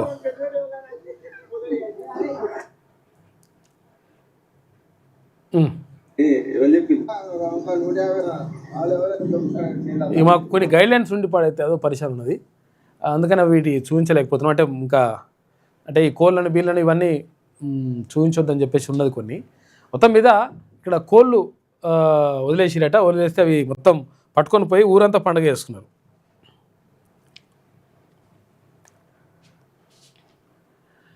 నా కొడుకు మృతిపై విచారణ చేయండి, మరణంపై అనేక అనుమానాలు ఉన్నాయి. పోలీసులకు మాగంటి గోపీనాథ్ తల్లి మహానంద కుమారి ఫిర్యాదు చేసిందట. మళ్ళా ఎవరు జూబ్లీహిల్స్ ఎమ్మెల్యేగా ఉండి అకాల మరణం చెందినటువంటి మాగంటి గోపీనాథ్ ఉన్నాడు కదా, ఆయన తల్లి మా కొడుకు చచ్చిపోవడం పట్ల నాకు చాలా డౌట్లు ఉన్నాయి, ఆ డౌట్లు ఉన్నాయి కాబట్టి దానిపైన విచారణ చేయండి అని చెప్పేసి ఒకటి కంప్లైంట్ చేసిందంట ఆమె పోలీస్ స్టేషన్లో. నా కొడుకును చూడనివ్వలేదు, ఐసీయూలోకి పోనివ్వలేదు, నన్ను అడ్డుకొని కేటీఆర్ను మాత్రం పంపించిండ్రు. గోపీనాథ్ ఆరోగ్యం గురించి కేటీఆర్ ఏం చెప్పకుండా వెళ్ళిపోయారని చెప్పేసి ఆవేదన చెందిందట. మరి ఏందో కథ అసలు యాక్చువల్గా విచారణ నిజంగా చేపట్టాల్సిందే,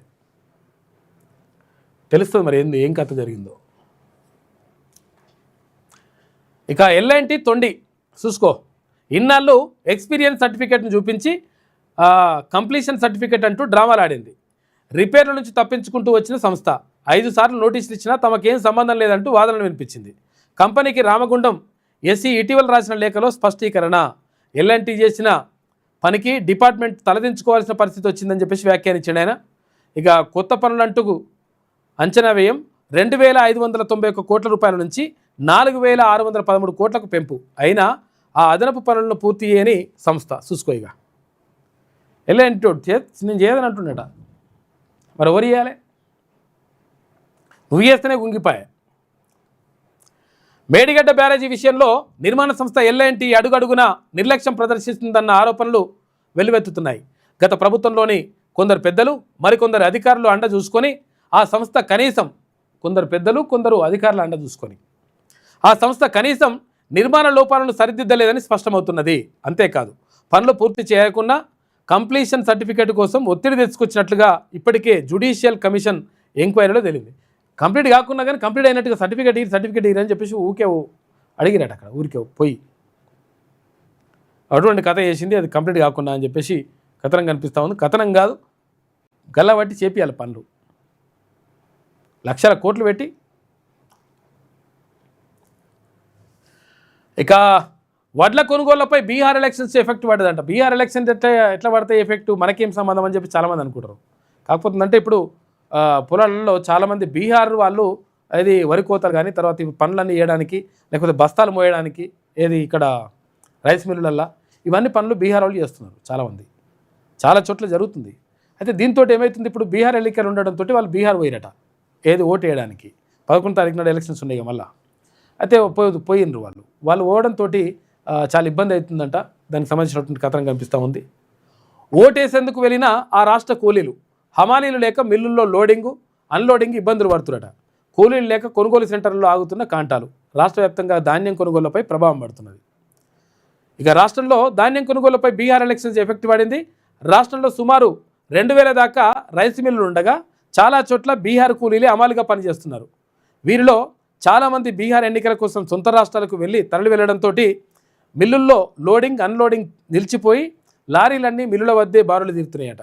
ఇక మిల్లుల్లో అన్లోడింగ్ ఆగిపోవడంతో కొనుగోలు కేంద్రాల్లో కాంటాలు ఆగిపోయి నిర్వాహకులు తర్వాత రైతులు తీవ్ర ఇబ్బందులు పడుతున్నారు. ఇగో ఇవన్నీ అవే లారీలు. హమాలీల కొరత కారణంగా నిజామాబాద్ శివార్లోని రైస్ మిల్ ఎదుట అన్లోడింగ్ కోసం 2 రోజుల నుంచి వడ్లు ఇవన్నీ కూడా ఇట్లే ఎదురు చూస్తున్నారట. ఇట్లా అయిపోయింది పరిస్థితి. ఇక తీన్మార్ చూసుకుంటే ఎన్నిసార్లు పేల్చగల ప్రపంచాన్ని 150 సార్లు వేల్చగలమని చెప్పి ట్రంప్ అంటున్నాడు. అన్నిసార్లు వేల్చగల మీకే నెక్స్ట్ నోబెల్ శాంతి బహుమతి అంట. ప్రపంచాన్ని వేల్చేస్తా చంపేస్తా పూర్తి చేస్తా అంటున్నాడు. ఆయనకు శాంతి బహుమతి కావాలంట. చూసుకో. ఇక ఇది వెలుగులో ఉన్నటువంటి ప్రధాన కథనాలు. అయితే ఒకసారి ఆంధ్రజ్యోతి చూద్దాం. వారానికి 3 సార్లు జంక్ ఫుడ్ తింటున్నారట. 19 నుంచి 25 ఏళ్ళ వయసు ఉన్నటువంటి విద్యార్థుల్లో 46% మంది ఇదే తింటున్నారట. జంక్ ఫుడ్కే ఎక్కువ అలవాటు అయ్యారట. ఇంట్లో తిండి కంటే బయట తింటే తింటున్నారట ఎక్కువ. అందులో ఆడపిల్లలు ఎక్కువ తింటున్నారట. ఇక ఈ ఆడపిల్లలు మళ్ళీ పానీపూరి బినీపూరి కాడ కూడా వీళ్ళు ఆడపిల్లలే ఉంటారట ఎక్కువ. జంక్ ఫుడ్ తినేవారిలో అమ్మాయిలే ఎక్కువ. ఆరోగ్యానికి హానికరమని తెలిసినా తింటున్నారు. ఫాస్ట్ ఫుడ్పై వారానికి 300 రూపాయలకు పైగా ఖర్చు పెడుతున్నారట. హైదరాబాద్ విద్యార్థులపై అధ్యయనంలో వెల్లడి. హైదరాబాద్లో ఉన్న వాళ్ళు ఇంకెక్కువ. రోడ్ల పక్కన పానీపూరి బండ్ల దగ్గర, ఛాయ్ బండార్ల దగ్గర, తర్వాత ఖరీదైన బహుళజాతి కంపెనీ ఫాస్ట్ ఫుడ్ సెంటర్లలో ఎక్కడ చూసినా ఎక్కువగా కనిపించేది యువతీ యువకులే. పానీపూరి, దహీపూరి, సమోసా, చాట్, తర్వాత వడాపావ్, పావ్ బాజీ, బర్గర్, పిజ్జా వంటివి తింటూ శీతల పానీయాలు అంటే ఇక్కడ కూల్ డ్రింక్స్ తాగుతూ కాలక్షేపం చేస్తుంటారు. ఇలా జంక్ ఫుడ్ తినడానికి హైదరాబాద్లోని కాలేజీ విద్యార్థులు బాగా అలవాటు పడిపోయారని ఈఎస్ఐసి మెడికల్ కాలేజీలోని కమ్యూనిటీ మెడిసిన్ విభాగం చేసిన అధ్యయనంలో తేలిందట. ఈ స్టడీలో పాల్గొన్న వారిలో 46% మంది వారంలో కనీసం 3 సార్లు అయినా ఈ తరహా తిండి తింటున్నట్టుగా తెలిపినట. వాళ్ళు జంక్ ఫుడ్ తింటున్న వారిలో అమ్మాయిలే ఎక్కువగా ఉన్నట్లు ఈ అధ్యయనంలో వెల్లడైంది. ఈ స్టడీలో భాగంగా హైదరాబాద్లోని 409 మంది విద్యార్థులు ప్రశ్నించారు. వారంతా 18 నుంచి 25 సంవత్సరాల వాళ్ళే ఉన్నారట. వారిలో 67% మంది అమ్మాయిలు కాగా 33% మంది అబ్బాయిలు తక్కువ ఉంటారట. ఏది జంక్ ఫుడ్లు. వారంతా ఇంజనీరింగ్, వైద్య విద్య, దాని అనుబంధ విద్యలు చదువుతున్న వారే ఉన్నారంట. స్టడీలో భాగంగా ఒక ప్రశ్నపత్రం అంతా మొత్తం రెడీ చేసి తీసుకోపోతే అమ్మాయిలు ఎక్కువ తింటారట జంక్ ఫుడ్లు. వీటి వల్ల చాలా అనారోగ్యానికి పాలవుతారు. చాలా దారుణంగా ఉంటాయి. ఈ పానీపూరి ఉంటుంది, ఇట్లా చేయి గడకుంటే ఇట్లా అని ఇట్లా అంటాడు. ఇట్లా అంటుంటే ఎంత కమ్మగా ఉందని చెప్పేసి అలా ఇంత టేస్టింగ్ సాల్ట్ వేస్తే సూపర్ అనుకుంటే తింటారు. నోరు ఊరేటట్టు తింటారు వాళ్ళు. ఇక గుంబనంగా ఉత్కంఠ రేపుతున్న జూబ్లీహిల్స్ ఓటర్ తీరు, మనసులో మాట బయట పెట్టేందుకు ససేమిరా అంటున్నట్టు జూబ్లీహిల్స్ ఓటర్లు. ఏ పార్టీకి ఓటు వేస్తారో చెప్పేందుకు నిరాకరణ. పార్టీలకు గుబులు పుట్టిస్తున్న సైలెంట్ ఓట్లు 16% ఈ కేటగిరీలో ఉంటున్నాయంట. సర్వేలు చెప్తున్నాయి. పైసలు ఇచ్చిన పార్టీకే ఓటు అని చెప్పేసి కొంతమంది అంటుంటే, బస్తీ పెద్ద మనిషి ఎవరు చెప్తే వాళ్ళకే ఓటు, ఆ పార్టీకే ఓటేస్తామని మరికొంతమంది చెప్తున్నట. స్పష్టంగా అభిప్రాయం చెప్తున్న పార్టీల అభిమానులు అని చెప్పేసి కొంతమంది ఏమో పార్టీలకు బరాబర్ ఈ పార్టీకి వేస్తామని చెప్పేసి క్లియర్ చెప్తున్నట. కొంతమంది ఏమో అటు చెప్తలేరు. పెద్దల మధ్య జూబ్లీ పోటీ. 3 పార్టీల మధ్య ముఖ్య నేతలకు ప్రతిష్టాత్మకంగా ఎన్నిక. తామే అభ్యర్థులం అన్నట్లుగా ప్రచారం చేస్తూ ఉన్నారు పెద్ద నాయకులు. అయితే పరస్పర తీవ్ర వ్యాఖ్యలతో ప్రసంగాల్లో మంటలు. నిధులకు సీఎం, కేంద్ర మంత్రి విరామం. విధులకు ఆదరైతలేరట. రేవంత్, కిషన్, కేటీఆర్, హరీష్ రావుదే ప్రధాన పాత్ర. రాష్ట్ర నేతలందరినీ మోహరించిన 3 పార్టీలు. అపార్ట్మెంట్లు ఎక్కి దిగలేక నేతలు ఆపసోపాలు పడుతున్నట. బకాయిల పేరుతో డబ్బులు అడుగుతున్న ఓటర్లు. పైసలు ఇరంటున్నట. రాష్ట్ర వ్యాప్తంగా ప్రస్తుతం ఎక్కడ చూసినా జూబ్లీహిల్స్ ఉప ఎన్నికనే దానిపైన చర్చ జరుగుతూ ఉంది. ఎవరిని కదిలించినా జూబ్లీహిల్స్లో ఎవరు గెలుస్తారు, ఏ వర్గం వారి ఓట్లు ఎవరికి పడతాయి అనే అంశంపైనే మాట్లాడుతున్నారు. ప్రధాన పార్టీలన్నీ ఈ ఉప ఎన్నికను ప్రతిష్టాత్మకంగా తీసుకోవడంతో రాష్ట్రం మొత్తం జూబ్లీహిల్స్ వైపే చూస్తోంది. అక్కడ ఓటర్లు ఇచ్చే తీర్పు కోసం ఉత్కంఠగా ఎదురు చూస్తోంది. కానీ జూబ్లీహిల్స్ ఓటర్ మాత్రం నోరు విప్పడం లేదు. తన మనసులో మాట ఏముందో ఎవరికి చెప్పడం లేదు. మీ ఓటు ఎవరికి అని ప్రశ్నిస్తే ఆ ఒక్కటి అడగొద్దు అంటూ సైలెంట్ అవుతున్నాడు. క్షేత్రస్థాయిలో పరిశీలించినా, సర్వేల్లో చూసినా ఈ సైలెంట్ ఓటింగ్ ఈసారి భారీగానే ఉండే సూచనలు కనిపిస్తున్నాయి. సాధారణంగా ఎన్నికల సర్వేల్లో తటస్థ ఓటర్లు 5 నుంచి 6% ఉంటారట. కానీ జూబ్లీహిల్స్ ఉప ఎన్నిక పైన పలు సంస్థలు చేస్తే 16% మంది చెప్తలేరట, ఎటు చెప్తలేరట. కాంగ్రెస్తోనే అన్ని వర్గాల అభివృద్ధి. డిప్యూటీ సీఎం బట్టి విక్రమార్క గత పాలకులు తప్పుల్ని సరిదిద్దుకున్నామని చెప్పేసి దుద్దుల శ్రీధర్బాబు అంటున్నాడు. గత ప్రభుత్వ హయాంలో కమ్మ సామాజిక వర్గానికి వేధించిన ఘటనలు మర్చిపోలేదు. ఇక టీడీపీ అభిమానులు ఆత్మగౌరవంతో ఓటేయాలి ప్రచారంలో మంత్రి తుమ్మల మాట్లాడిందట. మొత్తం మీద ఇది జూబ్లీహిల్స్ ప్రచారం హోరాహోరీగా సాగుతూ ఉంది. ఇవాళ లాస్ట్గా సాయంత్రం 5 అయితే కథం. ఇక రేవంత్, కేసీఆర్ఏ బ్యాడ్ బ్రదర్స్. వారిద్దరూ తెలంగాణ పాలిట శాపం. వారికి 3వ బ్యాడ్ బ్రదర్గా అసదుద్దీన్ తోడయ్యాడు. అసమర్థత కప్పిపుచ్చుకునేందుకే బీజేపీపై నెపమంట. బీజేపీ, బీఆర్ఎస్ ఈ అంశంలో ఒకటయ్యాయి. సీఎం రేవంత్పై కేంద్ర మంత్రి కిషన్ రెడ్డి ధ్వజం. కేటీఆర్ #1 దొంగ. ఆయనకు 1000 కోట్లు ఎలా వచ్చాయి? హిందూ వర్సెస్ ముస్లిం అన్నట్లుగా ఎన్నిక. హైడ్రా పేరుతో కూల్చిన ఇళ్లన్నీ హిందువులవే. జూబ్లీహిల్స్ ప్రచారంలో బండి సంజయ్ మాట్లాడాడు. ఇక జూబ్లీహిల్స్ తీర్పుతో రాష్ట్రంలో కొత్త తుఫాన్ వస్తుందని చెప్పేసి ఇక్కడ కేటీ రామారావు అంటున్నాడు. 4 లక్షల మంది ఓటర్లతో 4 కోట్ల మందికి మేలు. మీరు వేసే ఓట్లతో కాంగ్రెస్ దిమ్మ తిరగాలి. ఎగురుతున్న వాళ్ళందరి తోకలు కత్తిరిస్తామని చెప్పేసి అంటున్నాడు. ఆకురౌడీలను రేవంత్ కూడా కాపాడలేడు. ఎర్రగడ్డ రోడ్ షోలో కేటీఆర్ మాట్లాడాడు.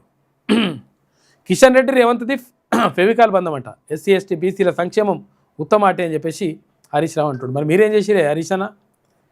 గతంలో డిసెంబర్ 1 నుంచి పార్లమెంటు సమావేశాలు. 3 వారాల పాటు శీతాకాల సమావేశాలు ఉంటాయంట, 19న ముగిస్తాయి. ఇక పాక్ ఆర్మీ చీఫ్కు త్రివిధ దళాలపై పెత్తనం ఇచ్చిరట. అక్కడ కొత్తగా CDF పదవి పాక్ సెనెట్లో బిల్లు పెట్టిరు. దేశంలో సైన్యం ఆధిపత్యం ఇంకా పెరుగుతుందంటూ విశ్లేషకులు ఆందోళన చెందుతున్నట. 297 కిలోమీటర్లు 20,000 కోట్ల రూపాయలు future city Bandar port green field highway ఖర్చు అంచనా వేసిరట. రాష్ట్రంలో 88,799 కోట్ల రూపాయలతో కొత్త రహదారుల నిర్మాణం. 8 ఏళ్లుగా హైదరాబాద్ విజయవాడ హైవే ఉంటుందని చెప్పేసి మంత్రి కోమటిరెడ్డి వెంకటరెడ్డి అంటుండు. నా కుమారుడి మృతిపై దర్యాప్తు చేయండి. రాయదుర్గం పోలీస్ స్టేషన్లో మాగంటి గోపినాథ్ తల్లి ఫిర్యాదు చేసింది. పిల్లలకు వారు తుపాకులు ఇస్తే మేం ల్యాప్టాప్లు ఇస్తున్నాం. వారి పిల్లలకు పదవులు ఆశిస్తూ మీ పిల్లల భవితను కాలరాస్తున్నారు. RJD సహా విపక్షాలపై ప్రధాని ఫైర్ అయ్యాడు. విపక్షాలకు 65 వోల్టేజీల షాక్ ఇచ్చారు. అయితే బీహార్లో తొలిదశ పోలింగ్పై మోడీ ఇక రోడ్డు పక్కన VVPAT స్లిప్పులు సహాయక రిటర్నింగ్ అధికారులపైన వేటేసిరట. న్యూస్ పేపర్లో మధ్యాహ్న భోజనం అంట. మధ్యప్రదేశ్లోని బడిలో ఘటన న్యూస్ పేపర్లో పెట్టిరట. వీడియో వైరల్ అయింది. అది చూసి నా హృదయం ముక్కలైంది. 20 ఏళ్ళుగా రాష్ట్రాన్ని ఏలుతున్నారు. పిల్లల పేట్లను దొంగిలిస్తారా అని చెప్పేసి వారి భవిష్యత్తును చిదిమేస్తున్నందుకు మోదీ సిగ్గుపడాలని చెప్పేసి రాహుల్ గాంధీ అంటున్నాడు. ఇక ఊరంతా నాటుకోడి కూరనేనట. 2,000 కోళ్ళు నాటుకోళ్ళు తెచ్చి రోడ్డుపై వదిలేసిన గుర్తు తెలియని వ్యక్తి. ఎగబడి పట్టుకుపోయిన జనం. హనుమకొండ జిల్లా ఎలకతుర్తిలో ఘటన. కోళ్లకు ఆరోగ్య సమస్యలు లేవని నిర్ధారించినట వైద్యులు. చూసినట మరి ఒకవేళ ఇవి రోగమున్న వేసిపోయారని చెప్పేసి చూస్తే అట్లేం రోగమేం లేదంట. ఘటనపై స్థానికుల్లో చర్చ జరుగుతూ ఉంది. మహారాష్ట్ర మంత్రుల మేడకు కొనుగోళ్ల ఉచ్చు. అక్రమాలు జరిగాయన్న విపక్షాలు. అజిత్ పవార్ కుమారుడు పార్థ పవార్ 40 ఎకరాల కొనుగోలు రద్దంట. అయినా క్యాన్సిలేషన్ ఛార్జీల కింద సర్కారుకు 41 కోట్లు చెల్లించాల్సిందే. రవాణా మంత్రి ప్రతాప్ సర్నాయక్ పైన అక్రమ భూ కొనుగోలు ఆరోపణలు ఉన్నాయంట. ముంబైలో 4 ఎకరాలు కేవలం 3 కోట్లకేనా అని చెప్పేసి కాంగ్రెస్ నిలదీసింది. ఇది ఆంధ్రజ్యోతిలో ఉన్నటువంటి ప్రధాన కథనాలు. అయితే ఒకసారి శనార్థి తెలంగాణ చూద్దాం. ఇక ఇవాల్టితో ప్రచారం క్లోజ్ అవుతుంది. సాయంత్రం 5 గంటల వరకు క్యాంపెయినింగ్ ఛాన్స్ ఉంటుంది. కాంగ్రెస్ బీఆర్ఎస్ల మధ్య హోరాహోరీగా సాగిన ప్రచారం. రోడ్డు షోలు, కార్నర్ మీటింగ్స్తో ఓరెత్తించిన కేటీఆర్. కాలుకు బలపం కట్టుకొని తిరిగిన రేవంత్ రెడ్డి. జూబ్లీహిల్స్లో మంత్రులు, మాజీ మంత్రులు ప్రచార జోరు. మైనార్టీ సెటిలర్స్ ఓట్లే టార్గెట్గా బీఆర్ఎస్ కాంగ్రెస్ పార్టీలు ఎలక్షన్ క్యాంపెయినింగ్ చేస్తూ ఉన్నాయి. జూబ్లీహిల్స్ నియోజకవర్గానికి సంబంధించి ఇక టీమిండియానే T20 విజేత అని చెప్పేసి అజీజ్ పైన గెలిచినట్టుగా ప్రకటించారు. వానలు వస్తాయి. డిసెంబర్ 1 నుంచి పార్లమెంటు. ఇక 19వ తేదీ వరకు శీతాకాల సమావేశాలు. కేంద్ర మంత్రి కిరణ్ రిజిజు ప్రకటన. 15 రోజుల వరకు సమావేశాలపై కాంగ్రెస్ ఫైర్ అయింది. బిల్లులు ఆమోదించాల్సిన అవసరం లేదేమో అని చెప్పేసి సెటైర్లు వేసిందట. నిరాశ పడకండి, విప్లవోద్యమం మీద విశ్వాసం ఉంచండి. భారత రాజ్యం అత్యంత నిరంకుశంగా మారిపోయింది. సాయుధ పోరాటాన్ని వదిలేయాలని చెబుతున్నారు. విప్లవోద్యమాన్ని వదిలేస్తే మిగతా పోరాటాలకు ఏ పార్టీ ఆస్కారం ఉంటుంది? విప్లవోద్యమం అన్ని సవాళ్లను అధిగమించేందుకు అభిమానులందరూ అండగా ఉండాలని చెప్పేసి పూర్వ విప్లవ విద్యార్థుల వేదిక చెప్తా ఉందంట. నిరాశపడకండి అని పూర్వ విప్లవ విద్యార్థుల వేదిక ఏర్పాటు చేసినట. ఈసీని బీజేపీ ప్రభావితం చేస్తోంది. ఈసీని గుప్పెట్లో పెట్టుకొని అవకతవకలకు పాల్పడుతుంది. ఓట్ల చోరీపై రాహుల్ అనేక విషయాలు బయటపెట్టారు. టీపీసీసీ అధ్యక్షుడు మహేష్ కుమార్ గౌడ్ నవంబర్ చివరి వారంలో ఢిల్లీలో భారీ ర్యాలీ. తర్వాత రాష్ట్ర కాంగ్రెస్ ఇన్ఛార్జి మీనాక్షి నటరాజన్ అంటుంది. ఓటుకు 5,000 అట. బంచినే నడుస్తుంది కథ. ఏది జూబ్లీహిల్స్లో. మరికొన్ని చోట్ల 10,000 రూపాయలు కూడా ఇస్తున్నారట. జూబ్లీహిల్స్లో ఓటుకు హాట్ డిమాండ్. నోటుతో ఓటును ఒడిసి పట్టే ప్రయత్నం. ఇక పోటీ ప్రధాన పార్టీల మధ్యలోనే ఉంటుందంట. ఎంతవరకైనా వెళ్లేందుకు సిద్ధపడుతున్న పార్టీలు. డివిజన్ కేంద్రాల నుంచే డబ్బు పంపిణీ చేస్తున్నట్ట. అడపాదడప రైడ్స్ జరుగుతున్నాయి. అయినా ఆగని డబ్బు ప్రవాహం. మంచిగా పైసలు ఇస్తున్నారట, తీసుకోరు మంచిగా. రాష్ట్రంలో ఇప్పుడు అత్యంత ప్రియమైందంటే బాగా కాస్ట్లీ అనమాట. జూబ్లీహిల్స్ నియోజకవర్గంలోని ఓటే. ఈ సెగ్మెంట్లోని ఒక్కో ఓటును ఒడిసిపట్టేందుకు ప్రధాన పార్టీలు పడరాని పాటలు పడుతున్నారు. మెజార్టీ ఓట్లను తమ ఖాతాలో వేసుకునేందుకు భారీగా డబ్బును రంగంలోకి దించి ప్రచారం జరుగుతుందట. రెండు పార్టీలు తమ అభ్యర్థులను గెలిపించుకునేందుకు ఒక్కొక్కరికి 5,000 నుంచి 10,000 దాకా ఇస్తున్నారట. మంచిగా ఉంది కథ.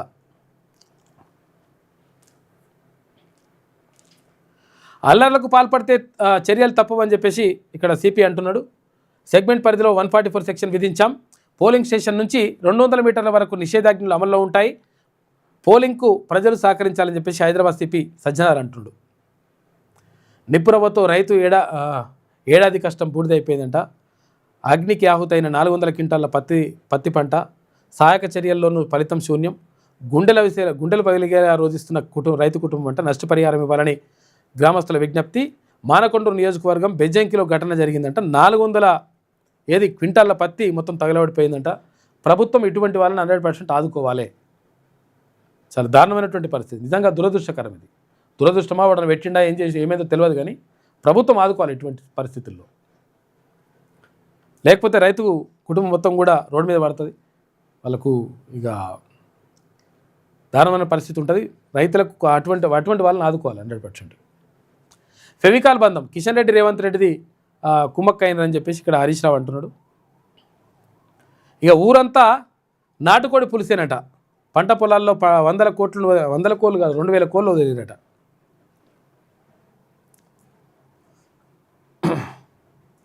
ఇక మరో 4 వందే భారత్ రైళ్ళు అంట.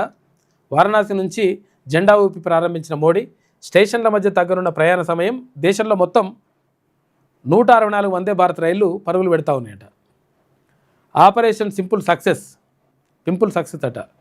కాశ్మీర్లో 2 టెర్రరిస్టులు హతం. ఇక కేరన్ సెక్టార్లో ఆర్మీ సెర్చ్ ఆపరేషన్ చేసింది. నిఘా వర్గాలు నిర్దిష్ట సమాచారంతో కూంబింగ్ అంట. చొరబాట్లు కట్టడిలో సైన్యం మరో విజయం సాధించింది. ఎక్స్లో పోస్ట్ పెట్టిన చినాక్ కార్ప్స్. ప్రచారం ఇయ్యాలతో అయిపోతుంది. సాయంత్రం అయితే గతం. ఇక 5 అయితే ఈ మైకులు బీకులు అన్ని బంద్ చేస్తారు. 1000కి పైగా విమాన సర్వీసులు రద్దు చేసిరట. రాజకీయాలు కేవలం అధికారం కోసమే కాదు, సమానత్వం కోసం అని చెప్పేసి మధునూరి శ్రీశైలం కుర్మ ఓయే విద్యార్థి నాయకుడు ప్రత్యేక వ్యాసం రాసిండు. ఆర్థిక సమానత్వం అంటే పేదరికాన్ని రూపుమాపి అందరికీ సంపదను సమానంగా పంచడం. సామాజిక సమానత్వం అంటే అంటరానితనం రూపుమాపి అందరూ ఒకటిగా సమాజంలో గౌరవించబడడం. ఇక రాజకీయ సమానత్వం అంటే అధికారంలో అందరూ సమాన వాటాతో, పరిపాలనలో అందరూ భాగస్వాములై, విద్యా ఉద్యోగాల్లో అందరికీ సమాన అవకాశాలు కల్పించి, అందరికీ ఉచితంగా ఒకే రకమైన వైద్యం అందించి సమానత్వాన్ని చాటుకోవడం అని చెప్పేసి. సమానత్వం అంటే ఏంటిది, ఏం కథ, ఏం సమానత్వం ఉండని చెప్పేసి ఒక వ్యాసం రాసిండు. గొర్రెల పెంపకందారులను ప్రభుత్వం ఆదుకోవాలని చెప్పేసి ఒకటి. గ్రామాభివృద్ధి ధ్యేయంగా అడుగులు వేస్తున్న యువత. మేలుకో యువత నినాదంతో సిరిపురం యువకులు గ్రామ సమస్యల పరిష్కారంలో యువతే లక్ష్యంగా ముందుగా విద్యను అభ్యసించినటువంటి పాఠశాలల అభివృద్ధిపైనే దృష్టి పెట్టినట. మంచి పని చేస్తున్నారు. ఫీజు రియంబర్స్మెంట్ కోసం రోడ్డు ఎక్కిన విద్యార్థులు. రియంబర్స్మెంట్ ఇచ్చేసేది అనవసరంగా ఇంత పరిశ్రమ అవసరం అతనికి. నేటి మాట చూసుకుంటే ఈ రాష్ట్రంలో మద్యం సీసాల ఆదాయంతోనే ప్రభుత్వ ఖజానా నిండుతుంది. విచ్చలవిడిగా మద్యం షాపులు, పర్మిట్ రూములు, బార్లు, రెస్టారెంట్లు, అడుగుపెట్టిన బెల్ట్ షాపులు, తాగుబోతుల దీవెనార్తులు ప్రభుత్వంపై మెండుగా కనిపిస్తున్నాయి. తాలి తెగిపోయిన మహిళల కన్నీళ్లు ఏ ప్రభుత్వాలను కదిలించలేకపోతున్నాయి. రోజువారీ కూలీల అగచాట్లు ఆ కుటుంబాలను రోడ్డున పడేస్తున్నాయి. నాయకుల ఆరాటం సర్కారుకు ఆదాయాన్ని సమకూర్చడం, సంక్షేమ పథకాలు పేరు చెప్పి కమిషన్లు మింగడం, ఎన్నికల్లో గెలిచేందుకు ఓట్ల కోసం కోట్లు ఖర్చు పెట్టడం, పట్టుమని 10% లేని వర్గాల ఆధిపత్య రాజకీయాలే రేపటి ఉప ఎన్నికల్లో ఎన్ని వందల కోట్లు చేతులు మారుతాయో. ఓటుకు నోటు తీసుకునే జనాల మూర్ఖత్వమే రాష్ట్రాన్ని ఈ పరిస్థితికి తీసుకొచ్చాయి. దిగజారిపోయిన రాజకీయాలే ప్రజాస్వామ్యాన్ని భ్రష్టు పట్టిస్తున్నాయని చెప్పేసి పెద్దపల్లి రాజన్న ఆవేదనతో రాసిండు. మనోభావాలని చెప్పేసి ఎవరు రాసినట్టున్నారు. మనోభావాలు దెబ్బతింటాయి. ఎవరి మనోభావాలు, మీవా మావా? 2 వర్గాలు, పీడిత వర్గం, పీడించే వర్గం. దెబ్బతిన్నదెవరు? మా బతుకుల్ని అష్టదిగ్బంధనం చేస్తూ పాతాళానికి అనగదొక్కేశారు. మొగుడిని కొట్టి మొగసాలకెక్కిందట. దొంగే మనోభావాలు గురించి మాట్లాడటం. మా మనోభావాలు బతుకు తెరువుతో ముడిపడ్డాయి. ఎలా చెప్పాలి? నా కష్టం నువ్వు దోచుకుంటున్నావు, నా కంచంలో కూడు నువ్వు లాక్కుంటున్నావు. ఎలా చెప్పాలి? నీది దోపిడీ అంటూ సున్నితంగా చెప్పమంటావా? నన్ను ఏనాడో ఆర్థికంగా ఆధ్యాత్మికంగా అనగదొక్కేశావు. మా మనోభావాల సంగతి ఏంటి? నువ్వే కారణమంటూ గట్టిగా చెప్పకూడదా? దోపిడీ దొంగలకు మనోభావాల అవి దెబ్బతినకుండా సున్నితంగా చెప్పాలనా? వర్గ వైరుధ్యాలు, వైషమ్యాలు మన మధ్య ఘర్షణలు ఎన్నాళ్ళీ జీవితం. ప్రమిదను నేను, ఒత్తును నేను, నూనె కూడా నేనే, వెలుగు మాత్రం నీది. నీకు వెలుగునిస్తూ మేము ఆరిపోతున్నామని చెప్పేసి ఒక మంచి కవిత రాసిండు ఎవరో. ఇది శనార్థిలో ఉన్నటువంటి ప్రధాన కథనాలు. అయితే ఒకసారి గేమ్ ఏమంటుందో చూద్దాం. మొత్తం అంతా గులాబీమయమే చేస్తుంది. ఇంకో ఫోటో మొత్తం అదే. కాంగ్రెస్ కోటేసుకో, బుల్డోజర్లు ఖాయమని చెప్పేసి 14 తర్వాత రాష్ట్రంలో కొత్త తుఫాన్ వస్తుందని చెప్పేసి అంటారు. ఏం తుఫాన్ వస్తుందో మరి? మొంతా తుఫాన్ అయింది, ఇంకో తుఫాన్ వస్తుందంట. జూబ్లీహిల్స్లో రౌడీ దర్బార్, రౌడీ షెట్టర్లు చాలా మంచోళ్ళు సెటిల్మెంట్లు చేస్తారని చెప్పేసి ఇంకో ఇటువంటి రాత్రులు రాసుకొస్తుంది. లేడీ గెలవాలా, రౌడీ గెలవాలా అని చెప్పేసి ఇంకో ఇట్లా నువ్వు ఎంత చేసినా ఇంత ఏం కాదు, కానీ ఓటుకు కాంగ్రెస్ నోటు అని చెప్పేసి ఒకటి పేగులకు బయటకు వచ్చాయి, మెడ విరిచేశారు. రియాజ్ ఎన్కౌంటర్ బూటకం, అతడి హత్య వెనుక ఆసిఫ్ పాత్ర. పోలీసుల అమానుష దాడిని సుమోటోగా స్వీకరించాలి. పలు జాతీయ కమిషన్లు ఆశ్రయించిన రియాజ్ తల్లి అంట.